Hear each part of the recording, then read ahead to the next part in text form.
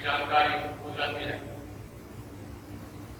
पर कम से कम हमें इतनी गारंटी है इन सारी परेशानी में, इस महामारी में, इन सारे दुख दर्द में सबसे बड़ा हाथ खुदा का नहीं है और खुदा ने ये नहीं चाहा। और हम सबों के, खासकर ईमानदार होने के नाते हम सबों की जिम्मेदारी है कि हम हर रोज खुदा से दुआ मांगे, खुदा हर खतरे से, हर बुराई से हमें बचाए, खासकर गरीब, लाचार, बीमार भाई बहनों को इस महामारी से, इस बीमारी से, इस परेशानी से आजादी दिलाएं, चंगा करें और जल्दी से जल्दी पूरी दुनिया में शांति और तंदुरुस्ती फैलाएं। आइए खुदा के पाक वचन को सुनने के लिए हम सब आए। प्रभु का पाक वचन जिंदगी देने वाला पाक वचन है और खुदा के पाक वचन को सुनकर अपने जिंदगी के साथ से मिलाकर हम पाप शराकत को यीशु मसीह के बदन खून को हासिल करने के लिए आए। पूरे दिल से विश्वास करें, अपने आप को याद दिलाएं, मुझे आज के दिन इस हफ्ते कि मेरी जिंदगी में मुझे क्या क्या चीज़ों की जरूरत है, क्या क्या मांगने की जरूरत है, या क्या क्या बोझ है मुझे खुदा के हवाले करने की जरूरत है। और खुदा से अपनी गलतियों के लिए, लापरवाही के लिए, सारे वक्तों के लिए जब हमने उम्मीद के बिना, खुशी के बिना, प्यार के बिना जिंदगी बिताई, खुदा से माफी मांगे, खुदा से कहे प्रभु मुझे एक पाक साफ दिल दे और मेरे दिल के हर बोझ को आजाद कर दे। आइए हम अपने सारे गलतियों को खुदा के हवाले करते हुए खुदा से माफी मांगते हुए कहें, मैं खुदा और आप सबके सामने मैं अपने प्यारों हाथों को उठाऊं इसलिए मैं हमेशा सब फरिश्तों और मुकद्दसों और आप सबसे रिवाज करती हूँ कि खुदा हमारे खुदा से मेरे लिए दुआ करें। खुदा हमारे गुनाहों को माफ करें और हमें हमेशा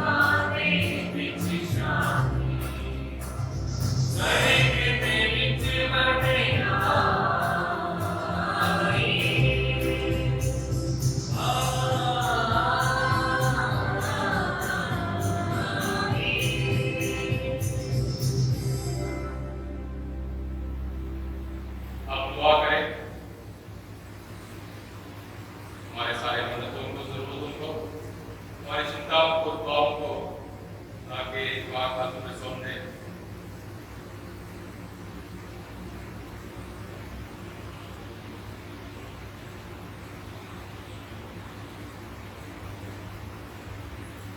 सर्वशक्तिमान पिता ईश्वर, तूने हमें सिखाया है कि सारे धर्म संहिता का सार तेरे और पड़ोसी के प्रति प्रेम में निहित है।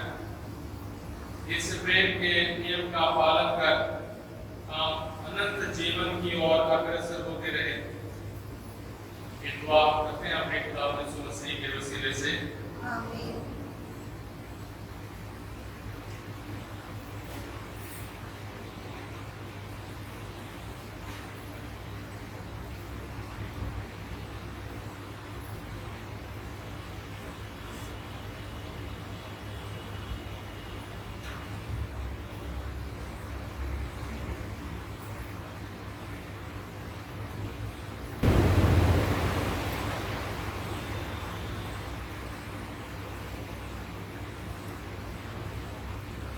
आज का पहला पाठ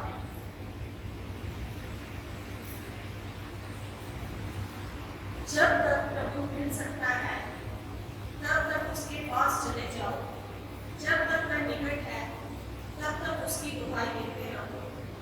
पापी अपना मार्ग छोड़ दे और दुष्ट अपने बुरे विचार त्याग दे। वह प्रभु के पास दौड़ लाए और वह उस पर दया करेगा, क्योंकि हमारा ईश्वर दया सागर है। प्रभु ये कहता है, तुम लोगों के विचार मेरे विचार नहीं है और मेरा मार्ग तुम लोगों के मार्ग नहीं है। जिस तरह आकाश पृथ्वी के ऊपर ऊंचा है, उसी तरह मेरा मार्ग तुम्हारे मार्गों से और मेरे विचार तुम्हारे विचारों से ऊंचे हैं। ये प्रभु की वाणी है।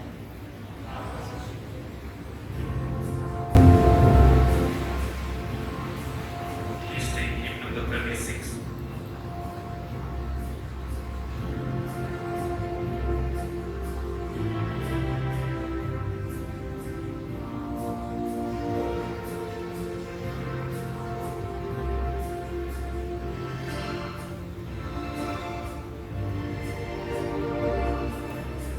Lead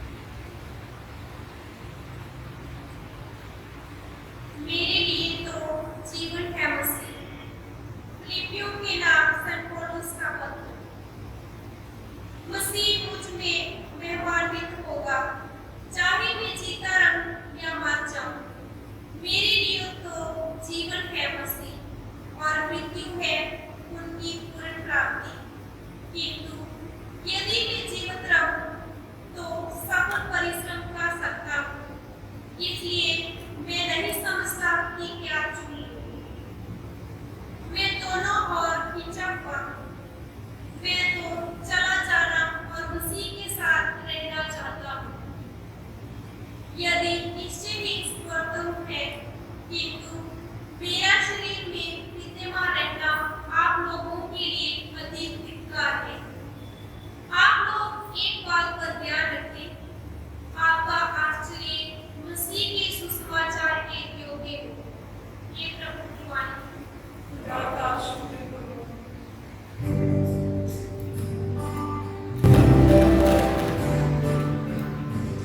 सारी सृष्टि के मालिक तुम ही हो, सारी सृष्टि के रक्षक तुम ही हो। करते हैं तुझको सारे प्रणाम, गाते हैं तेरी गुणगान।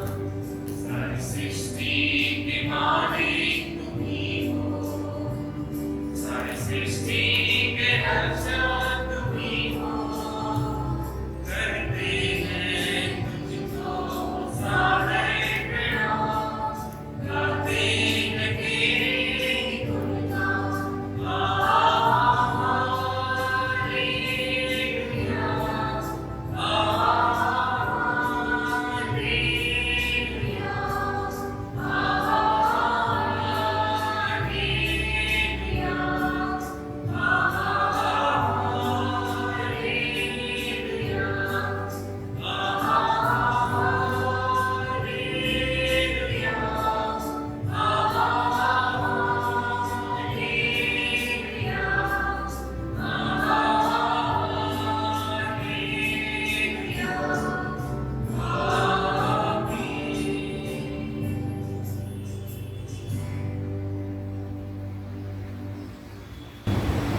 खुदावंद आपके साथ हो।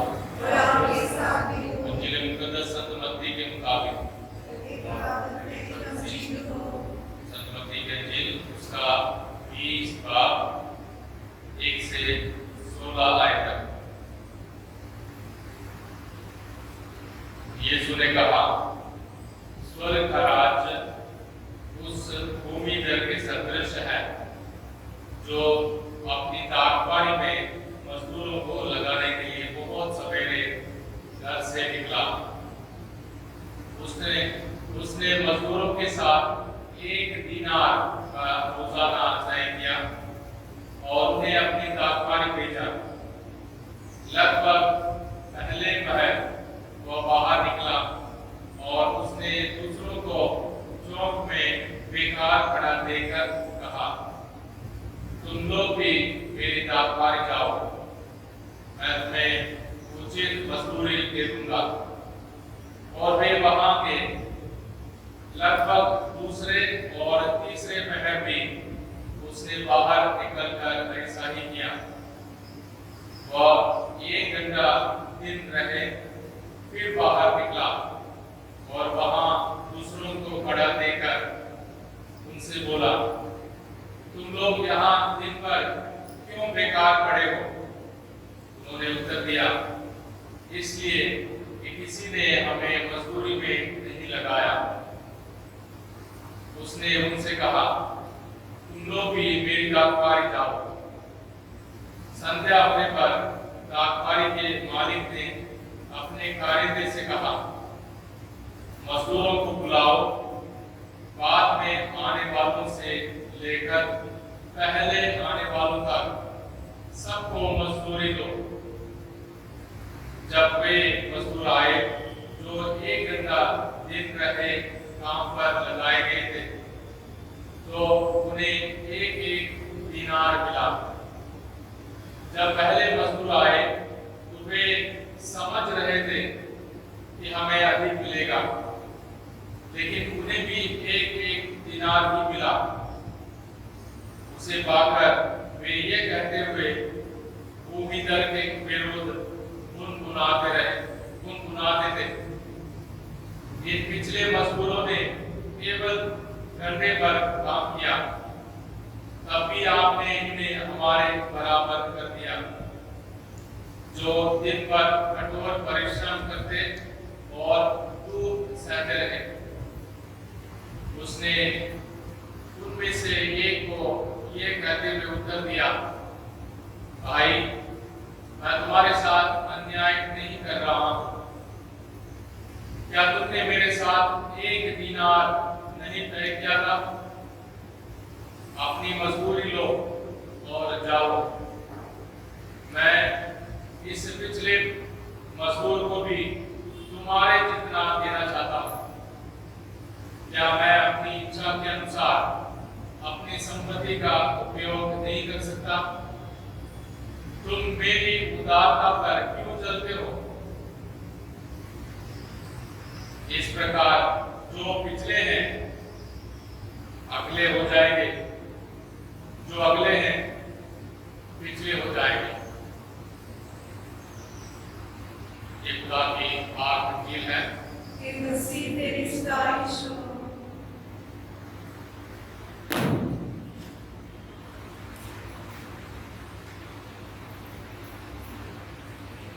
इस साल हम हर इतवार को मत्ती की अंजील को पढ़ रहे हैं मेरे भाइयों और बहनों। अगर आपने पढ़ना शुरू नहीं किया, इसी की अंजील को आप पढ़ना शुरू कर सकते हैं। और मत्ती की अंजील हम इस इतवार को 20वें अध्याय तक पहुंच गए और दृष्टांतों में प्रभु यीशु मसीह बातें करते हैं। दृष्टांतों के जरिए प्रभु यीशु मसीह सबक दे रहे हैं। पिछले बार माफी के बारे में सबक देने के बाद, जिसमें उस कर्जदार के बारे में बताया था जिसने अपने कर्जदार को माफ नहीं किया और उसको सजा दी जाती है। और आज भूमिधर के बारे में या किसी खेत के मालिक के बारे में और उसके तौर तरीके के बारे में दृष्टांत प्रभु यीशु मसीह सुना रहे हैं। अगर हमने ध्यान से इस दृष्टांत को सुना, प्यारे भाइयों बहनों, जरूर हमें लगेगा ये बेइंसाफी है और इस दृष्टांत को समझना मुश्किल है। क्या ये दृष्टांत गरीबों के साथ या मजदूरों के साथ अच्छा नहीं कर रहा है? जब भी हम दृष्टांतों के बारे में पढ़ेंगे और दृष्टांतों को समझने के लिए कोशिश करेंगे, हमारा सबसे पहला सवाल ये होना चाहिए कि प्रभु यीशु इस दृष्टांत के जरिए, इस रूपकथा के जरिए हमें क्या सबक देना चाहते हैं, क्या समझाना चाहते हैं? स्वर्ग राज्य के बारे में, स्वर्ग राज्य में यानी खुदा के राज्य में क्या हिसाब होगा, सोचने का, करने का ढंग किस तरीके से होगा। अगर हम दुनिया के तौर तरीके को देखें और खुदा के तौर तरीके को देखें तो इन दोनों में बदलाव जरूर हम देख सकते हैं। और यहाँ खुदा के बारे में, खुदा हमारे साथ किस तरीके से व्यवहार करता है, यानी हमारा पहला सबक है कि खुदा के लिए हम सब बराबर हैं, हम सब बराबर हैं। आगे जाकर हम देखेंगे कि हमारी भी लापरवाही है, हमारी बहुत सारी गलती है और हम कमजोर हैं, हम किसी बात को सावधानी से नहीं करते हैं, पर खुदा के सामने हम सब बराबर हैं। खुदा हमें से हर एक को उसी बराबरी इज्जत से देखता है और उसी रहम से देखकर हम सबों को बुलाता है। देखिए, 1 दिनार जो रकम तय किया था, उस जमाने में प्रभु यीशु मसीह के जमाने में एक परिवार को पूरे इज्जत के साथ चलाने के लिए 1 दिन के लिए बहुत काफी था। तो 1 दिनार हर रोज कमाते थे और अपने परिवार का ख्याल रखते थे और उनसे बातें करके तय किया गया। और प्रभु यीशु मसीह इस दृष्टांत के जरिए सबसे पहले, जैसे मैंने कहा, ये सबक देना चाहते हैं। खुदा हर एक के साथ बराबरी इज्जत रखना चाहता है। खुदा हर एक को बराबर तरीके से प्यार करना चाहता है। देखना, हम लोग बड़ी लापरवाही करते हैं, इंसान होने के नाते ध्यान से कुछ भी नहीं करते, खासकर खुदा की और खुदा के साथ हम इंसान के साथ काम नहीं करते, खुदा के साथ समझदारी नहीं रखते।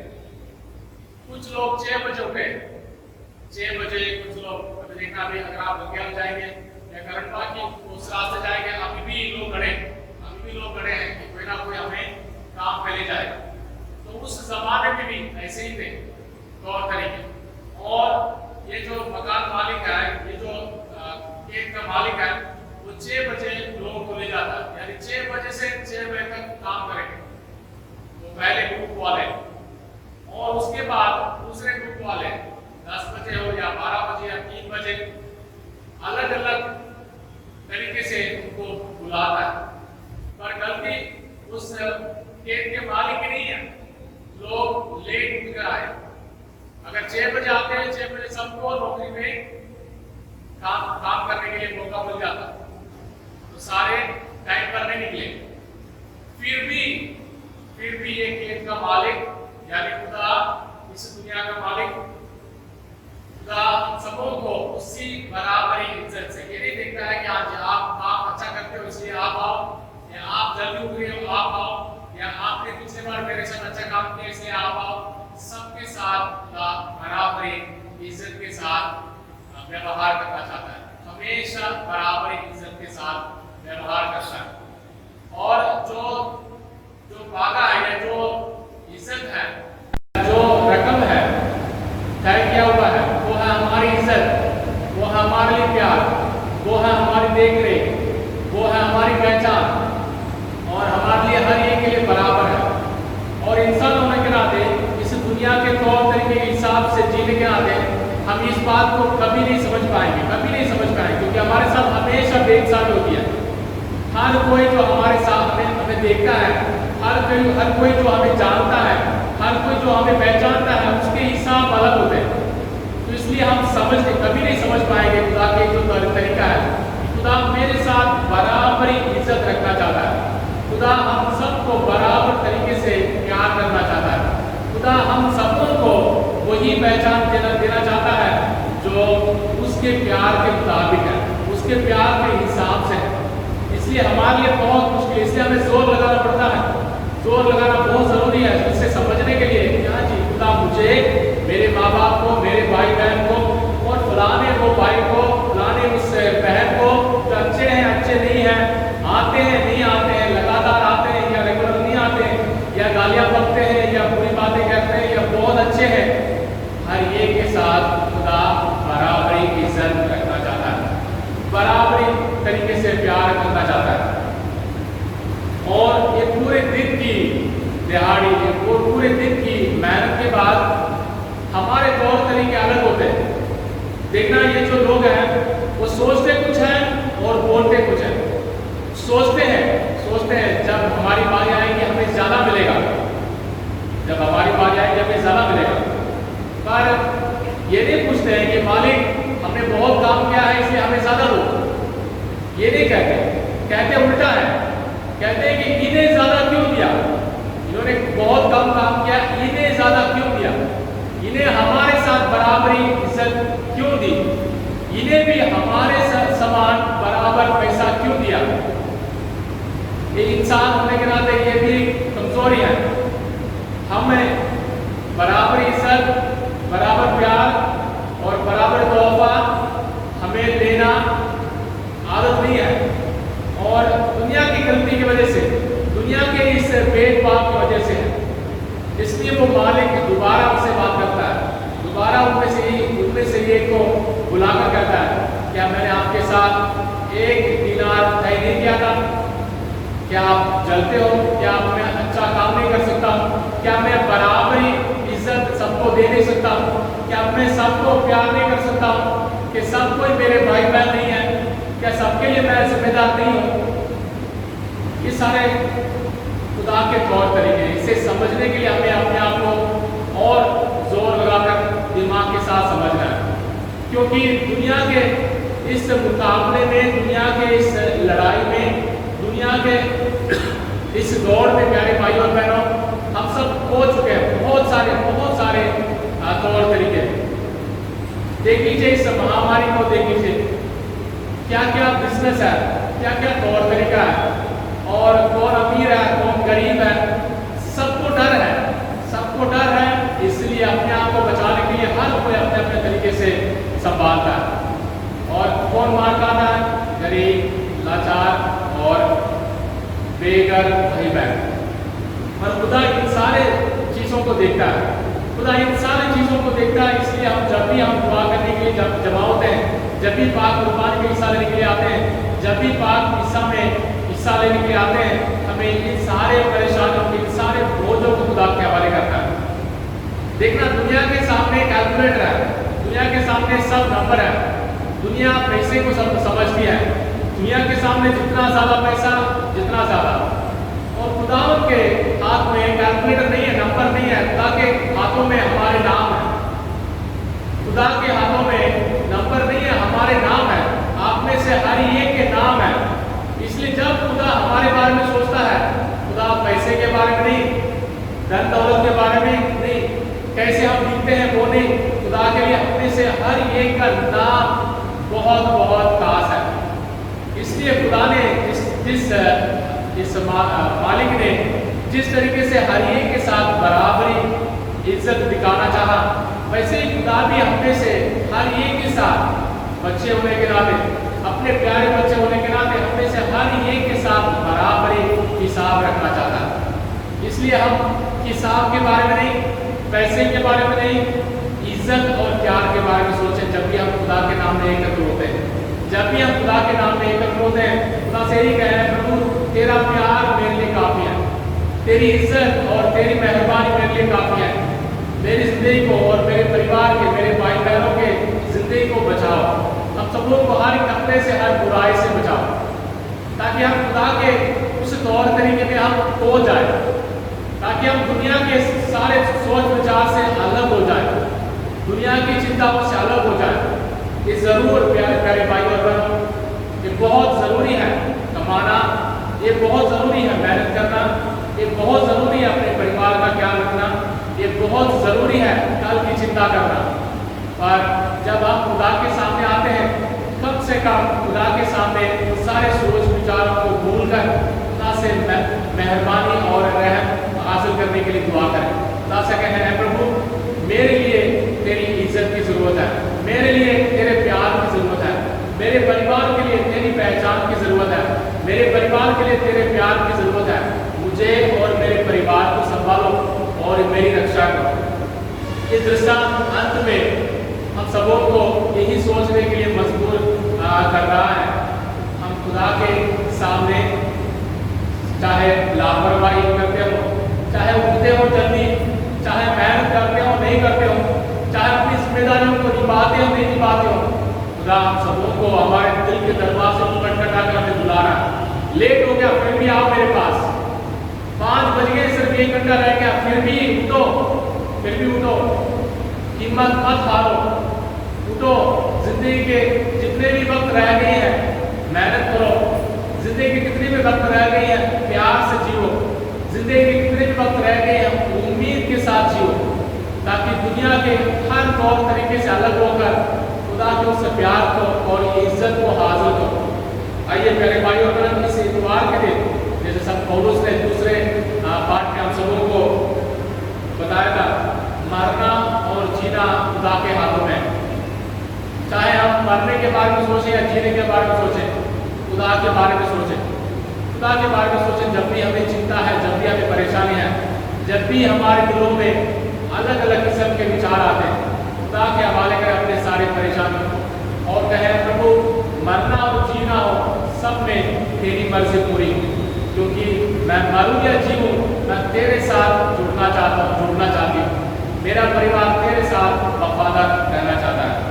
आइए हम अपने सारे परेशानी दुख दर्दों को खुदा के हवाले करें। इस पाक वचन के लिए खुदा को धन्यवाद दें और अपने परिवार के हर एक चिंता हमारे सोच विचार को खुदा के हवाले करते हुए इस पाक कुर्बानी में हिस्सा लें।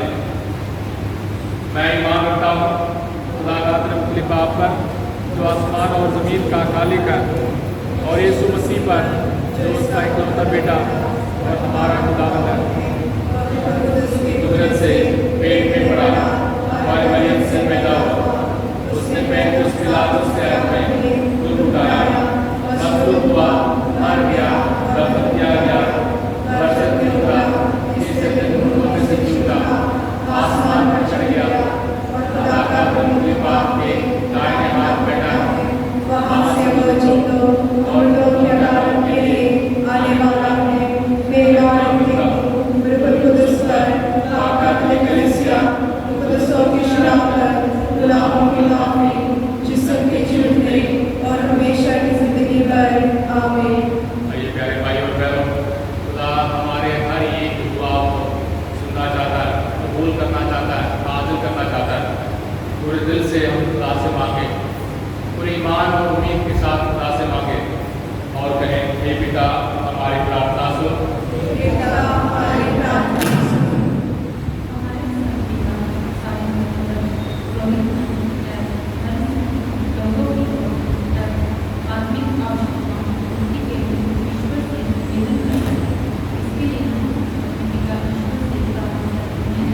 पिता हमारी प्रार्थना सुन। सभी किसानों के लिए प्रार्थना करें कि वह अपनी ऊर्जा कौशलता का उपयोग अच्छी फसल पैदा करने में कर सके और साथ ही मानव के उत्थान में मदद हो सके। इसके लिए हम अपने ईश्वर से प्रार्थना करते हैं। हे पिता हमारी प्रार्थना सुन। श्रमिकों या मजदूरों को पर्याप्त सुरक्षा प्रदान की जाए, विशेष रूप से जो लोग कारखानों या फैक्ट्रियों में काम करते हैं जहाँ अपनी जान होने की आशंका बनी रहती है, मानव जीवन में कोई हानि न हो। इसके लिए हम अपने ईश्वर से प्रार्थना करते हैं। हे पिता हमारी प्रार्थना सुन। इस पवित्र हिस्सा में उपस्थित हम सब विश्वासियों के लिए प्रार्थना करें कि हम अपने अंदर में निहित स्वार्थ या अहम के भाव को दूर कर सकें, जिससे ईश्वर की कृपा हमारे अंदर प्रभावित हो सके। इसके लिए हम अपने ईश्वर से प्रार्थना करते हैं। हे पिता हमारी प्रार्थना सुन। अपने क्लास बुजुर्गों के दुआ करें।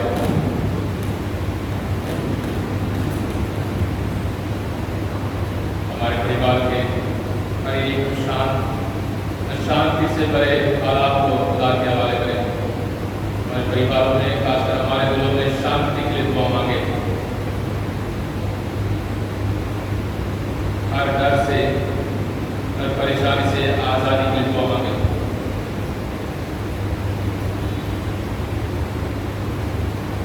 सारे बीमार भाई बहन को चंगाई के लिए दुआ मांगे। ईश्वर तेरा प्यार महान है। तेरे प्यार के खातिर तूने हम सबों को बुलाया, हमें सही सलामत तंदुरुस्त रखा है। हमारे सारी दुआओं को कबूल कर, ना सिर्फ हमारे लिए, हमारे सारे भाई बहन के लिए, बीमारों के लिए, गरीबों के लिए, लाचारों के लिए, और इन सारे दुआओं को है प्रभु तेरे पाक हाथों में, तेरे पाक दिल के आगे हम चढ़ाते हैं। इन्हें कबूल कर अपने प्रभु कृष्ण के द्वारा। आमीन।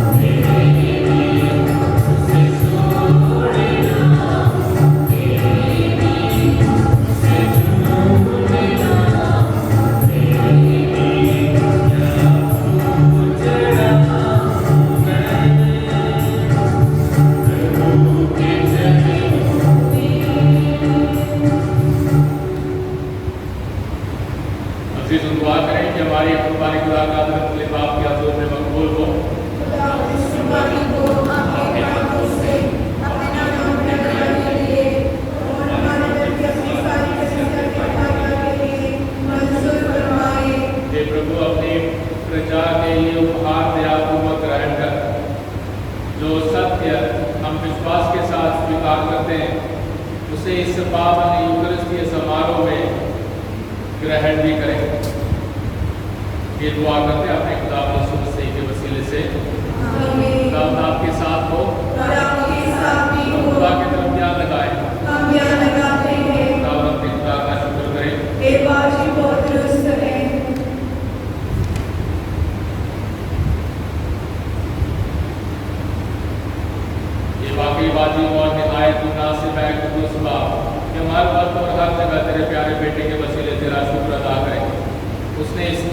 पैदा होकर पुरानी इंसानियत को नया कर दिया और उठाकर हमारे गुनाहों को मिटा डाला।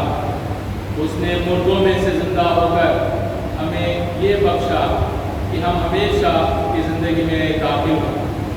उसने आसमान की तरफ बाप के पास जाकर हमारे लिए आसमान के दरवाजे खोल दिए।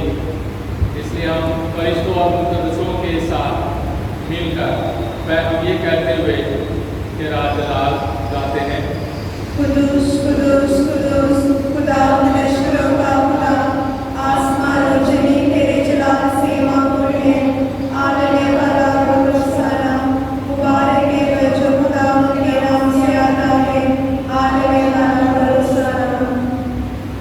मेहरबान बाप मांगे दूसरे तूफान का बर्फान से तुझी से आती हमारी दुआएं कबूल कर पाक तुम्हें ताकि नजराने पाक और मुतबर और हमारे खुदा यीशु मसीह का बदन और खून भरे। उसने दुख उठाने के लिए तैयार होकर अपने आखिरी खाने के मौके पर रोटी ली। उसने शुक्र किया, रोटी तोड़ी और ये कहकर अपने शागिर्दों को दी कि तुम सब इसमें से लो और खाओ, ये मेरा बदन है जो तुम्हारे लिए दिया जाएगा।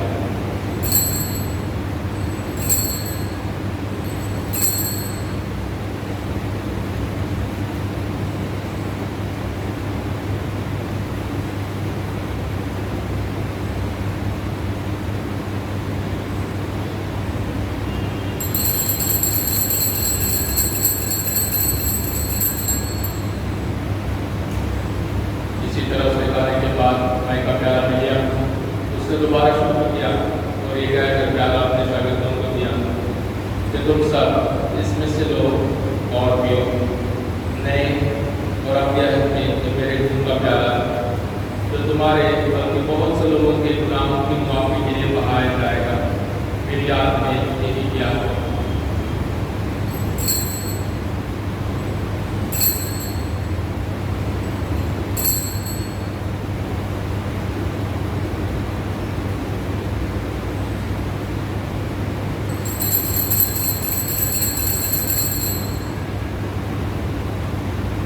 हमारे ईमान का वेद हे खुदावन, जितनी बार हम ये रोटी खाते और इस प्याले में से पीते हैं, हम उतनी बार तेरी मौत का ऐलान करते हैं जब तक कि तू ना आए। उसके बाद तेरे बेटे के मरने और जी उठने को याद करते हैं। हम जिंदगी की रोटी और रात का प्याला तेरे आगे पेश करते हैं।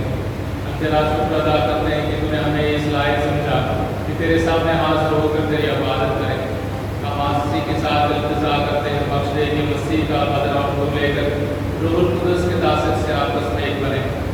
ऐ खुदा अपनी कलीसिया को याद कर और साथ ही हमारे रूहानी बाप फ्रांसिस, हमारे उसको पाइलट और अपने सब कानून को याद कर तेरी कलीसिया तमाम दुनिया में फैली हुई है, उससे कामिल मोहब्बत अता फरमा।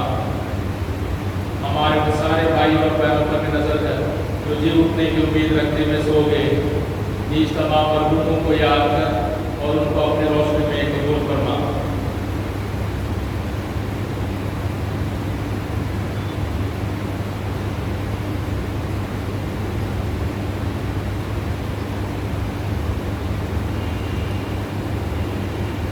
हम तुझसे मिन्नत करते हैं, हम पर रहम कर ताकि हम खुदा की मुबारक माँ प्यारी मरियम, मुबारक यूसुफ, मुबारक रसूलों और उन सब मुक़द्दसों के साथ जो इस जहान में तेरी मर्ज़ी पूरी करते रहे, हमेशा की ज़िंदगी में शरीफ और तेरे बेटे यीशु मसीह के वसीले से तेरे दोस्त अदा कर सके।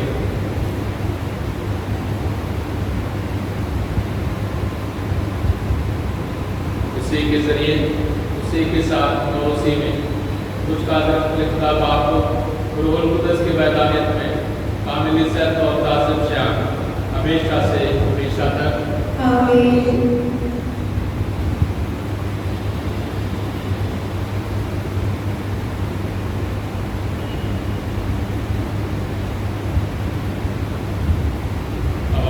देने वाले से हिदायत पाकर पूरे भरोसे के साथ उसी तरीके से दुआ करें जो उस खुदा ने हमें सिखाया है। ऐ हमारे बाप जो आसमान में है, तेरा नाम पाक माना जाए, तेरी बादशाही आए, तेरी मर्जी जैसे आसमान पर पूरी होती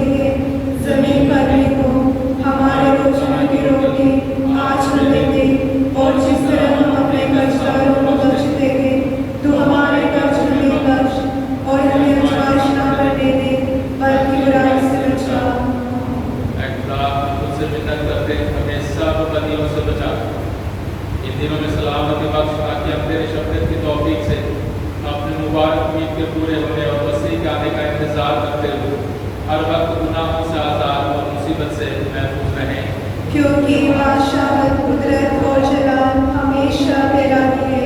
मैं खुदा के से तूने अपने रसूलों से कहा कि मैं तुम्हारे पास सलामती छोड़ जाता हूँ, मैं अपनी सलामती तुम्हें देता हूँ। हमारे गुनाहों पर नहीं बल्कि अपनी कलीसिया के ईमान पर नजर कर, और हम सबों को, हमारे परिवारों को, हमारे सारे बीमार भाई बहनों को और सलामती और हर वक्त जो तेरे मर्जी के मुताबिक हैं। आमीन। खुदा की सलामती हर वक्त आप पर हो और आप पर भी हो। हम एक दूसरे की सलामती चाहते हे खुदा के बररे, तुझ जहाँ के गुनाहों को उठा ले जाता है, हम पर रहम कर। हे खुदा के बररे, तुझ जहाँ के गुनाहों को उठा ले जाता है, हम पर रहम कर। हे खुदा के बररे, तुझ जहाँ के गुनाहों को उठा ले जाता है, हमें सलामती इनायत कर।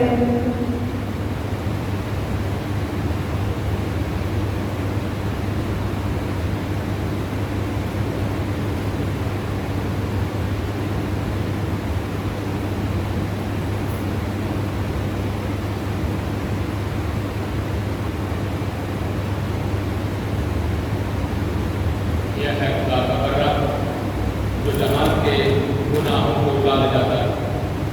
दोबारा के हम सब लोग तरीके से आप अपने बुलाएंगे। है खुदा, मैं इस लायक नहीं कि तू मेरे काम आए, लेकिन तू सिर्फ कर दे तो मेरी रूह शिफा पाएगी।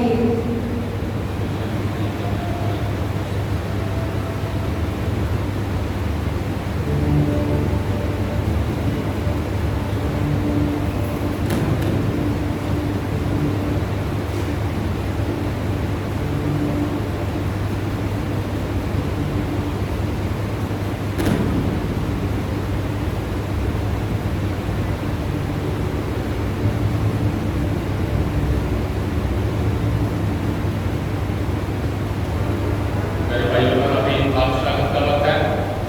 ये पाक सैक्रामेंट सिर्फ उन भाई बहनों के लिए है जो कैथोलिक हैं और जिन्होंने तैयारी के साथ पहले भी इस सैक्रामेंट को हासिल किया। अगर आपने अभी तक इसे हासिल नहीं किया, कृपया आप बैठकर दुआ करें। रूहानी तौर पर प्रभु को हासिल करने के लिए दुआ करें। प्रभु यीशु, मेरे दिल में आओ, मेरे परिवार में आओ और मुझे अपनी बरकत दो, और अपने सारे ज़रूरतों के लिए दुआ मांगे। और बाकी जिन भाई बहनों ने पहले से इस पाक सैक्रामेंट को हासिल किया, कृपया आप धीरे धीरे आएँ, डिस्टेंस रखें, मैं आपके लिए इंतजार करूँगा। और बाकी सारे भाई बहन गीत गाते हुए इस दुआ के माहौल को और जारी रखें।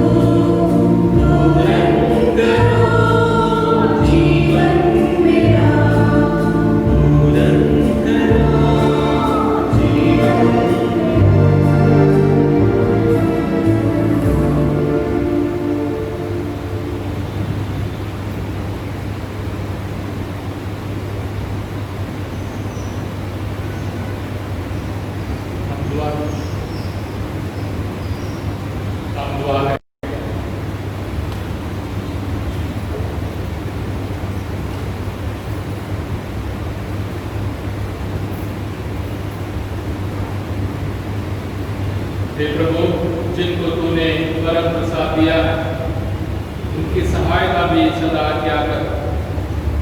पावन यूक्रिस्ट का समारोह मनाते समय हमें तेरी दया से मुक्ति का फल प्राप्त होता रहे। ये दुआ करते हैं अपने खुदा यीशु मसीह का के नाम से। आमीन। खुदा आपके साथ हो और आपके साथ भी हो। खुदा बाप बेटे और उसकी बरकत आप सब पर, आपके परिवारों पर, आपके हर काम पर नाज़िल हो। आमीन। इबादत की सलामत से जाए। खुदा का शुक्र हो। सारे मिलकर सारे बीमार भाई बहन के लिए दुआ मांगे। हे परम दयालु कुंवारी मरियम, याद कर